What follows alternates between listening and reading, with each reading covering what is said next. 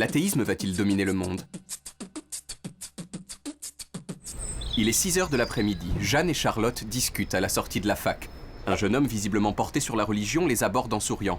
« Bonjour, mesdemoiselles, vous avez une minute pour parler de Dieu ?»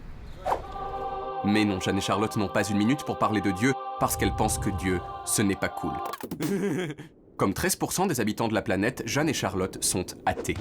Pourtant, si elles avaient vécu il y a 100 ans, rien ne leur aurait paru plus merveilleux qu'un jeune serviteur de Dieu.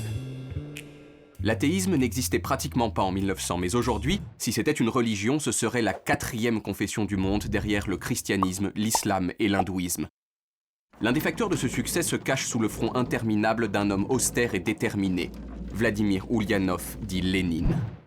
Comme Jeanne et Charlotte, Vladimir n'aime pas beaucoup Dieu. Selon lui, c'est l'un des instruments dont se sert la bourgeoisie pour opprimer le prolétariat. Pendant 50 ans, poussés par Vladimir et ses amis, la plupart des pays communistes du monde ont contraint leur peuple à l'athéisme. Entre 1900 et 1975, la proportion d'athées dans le monde a ainsi été multipliée par 100, passant de 0,2 à 20% de la population mondiale. Mais Dieu est aujourd'hui en train de prendre sa revanche.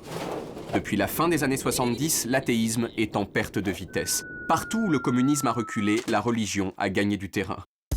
En Russie, par exemple, entre 1990 et 1997, la proportion de croyants est passée de 35% à 60% de la population. Ce retour en grâce de la religion s'explique aussi par la démographie.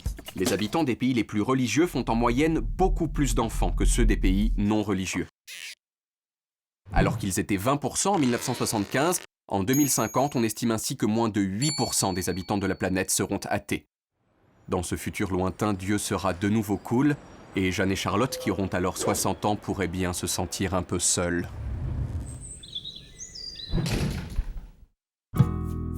Moi, je veux dire, si j'étais vous, je m'abonnerais, quoi. Après, c'est un choix personnel.